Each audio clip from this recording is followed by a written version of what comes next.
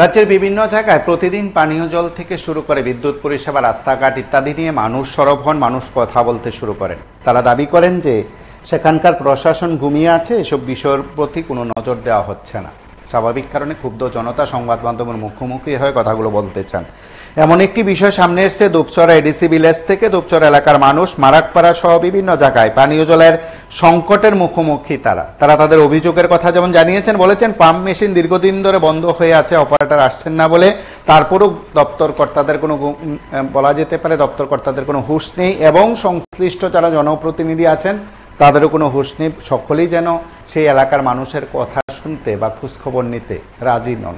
সেদিক থেকে তারা তাদের অভিযোগের কথা যেমন শুনিয়েছেন, ঠিক তেমনি তাদের এলাকার রাস্তাঘাট, পানীয় জল, বিদ্যুৎ পরিষেবা নিয়ে বিস্তর অভিযোগ রয়েছে। আমরা একবার শুনি নাগরিকরা কি বলছেন। কি সমস্যা এলাকার মধ্যে? অনেক সময় কারেন্টের সমস্যা, ওই জলের তো বেশি সমস্যা। জলে তো ওই মুড়ার উপরে যারা থাকে তারা তো পায় না। কতদিন ধরে বন্ধ আছে এটা? ওইটাছে 1 বছরের মতো নিবি। কে চালায় এটা? সেটা জানি চালায়। এটা তো আমরা করতে পারতাম না, বাদলে দিতে। কি কয় তারা? জানালে কি কইব, কি কারণে এটা বন্ধ আছে? এটা বুঝতে নষ্ট হয়েছে না সেটা এটা আমি করতে পারতাম না। মানে না চলাতে কি অসুবিধা হইতেছে আপনাদেরকে এটা, মানে জল না পাওয়াতে? ওই তো খাওয়ানোর জল টল খাই না। এনে তো হয়েছিল ফিল্টার দিব, কয়া কই ফিল্টারও তো বড় হয়েছে। কতটা বাড়ি ঘর আছে দিকে? আছে অনেক পরিবার। আমরা 1 নম্বরে ওয়ার্ড, 2 নম্বর, 3 নম্বর। এখন কি যেতেছেন আপনারা? আমরা তো সুখ সুবিধা ভালো লাগে চাই, গাড়ি ঘোড়াও চাই, সার্ভিস হলো, লোক নাই হলো গাড়ি চলতে বা ঠিক মতে। এটা হচ্ছে আমরা চাই আর কিটা, পরিবারের ভালো করতে চাই, গ্রামের উন্নতি চাই আমরা। জলের কি অবস্থা আছে আপনাদের? জলে কেউ অবস্থা নাই, কারেন্ট নাইলে কারেন্টও আয় না, কারেন্টের সমস্যা। একটু বৃষ্টি বাদল আইলে তো আমরা কারেন্ট আর আয় না, ফোন করতে কত সমস্যা। সব দিকে সমস্যা, জলের সমস্যা আছে, রাস্তার সমস্যা আছে। এবার রাস্তা আইলে রাস্তা বন্ধ করে দেয়, মানে পরিবারে কোনো ভাড়া করানো চাই না, বুঝছো নি? আমরা কি তার জলের সমস্যা এখন কন্ট্রাক্টরে টাকা দেওয়া কয়া টাকা দেয় না, কাজ বন্ধ করে রাখছে। কতদিন ধরে বন্ধ আছে? 1 বছর 1.5 বছর ইত্যাদি বন্ধ।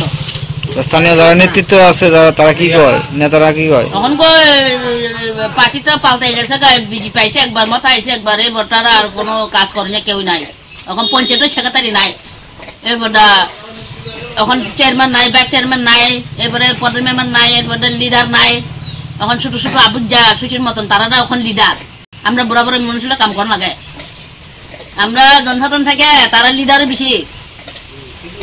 কোন পঞ্চায়েত আপনারা? দুপচারা পঞ্চায়েত। ওই এলাকার বিধায়ক কে? বিধায়কটা জানেন আমি। রতন চক্রবর্তী তো এখন তো আছে, এখন তো এরপর বাবু সংস্কারের কার্যকর আসলো আইনি আয় না কেউ। এখন ওই ভোটের সময় আইব, দাদা বাবা ইয়ে মা কয়া ইয়ে আইব, এরকম ভোটের সময় এলে আর দিটা। আপনাদের কি অসুবিধা? আমরা তো সব দিকে অসুবিধা, গাড়িও চলে না, গাড়িও নাই, যাইতে আইতে যাইতে মায়ের লোক পড়াশোনা করতেও তো অসুবিধা, গাড়ি ঘোড়া নাই, লাইনে গাড়িও নাই। এরপরে একজন হইলে রিজার্ভ 500 টাকা হইব, এরপরে আইতে না, হাত রাত আয়ে 4 ঘন্টা 5 ঘন্টা, সার্ভিসেও নাই। এমন ওই আমরা যে সুবিধা আগরতলা কাছে আগরতলা দিয়ে তো 8 ঘন্টা লাগে না, তো ওটা গাড়ি লাগে সমস্যা। আপনারা শুনলেন সেখানে জনপ্রতিনিধি বিধায়ক রতন চক্রবর্তীর বিরুদ্ধে অভিযোগ যে তিনি সেখানে ভোটের সময় যান, নাগরিকদের যে সমস্যা সেই সমস্যার কথা শুনতে যান না। আমরা জানি না তিনি প্রত্যুত্তরে কি বলবেন, বা পরবর্তী সময় যদি ওনার সঙ্গে কথা বলার সুযোগ থাকে অবশ্যই আমরা তারও প্রতিক্রিয়া জানবো। কিন্তু তার আগে আমরা বলি যে নাগরিকরা কিন্তু সরাসরি অভিযোগ করেছেন, একাধিক জায়গায় নাগরিকরা সমস্যায় রয়েছেন, সেই বিষয়গুলো আমরা মূলত তুলে ধরি। এবং আমরা বিশ্বাস করি, আশা করি যে যারা এই সমস্যার কথা বলছেন সেখানে প্রশাসনের লোকজন পৌঁছে যাবেন, জনপ্রতিনিধিরা পৌঁছে যাবেন, নাগরিকদের সমস্যার সমাধানে তারা আন্তরিক হবেন, সেই প্রত্যাশা আমাদের তরফে থাকে।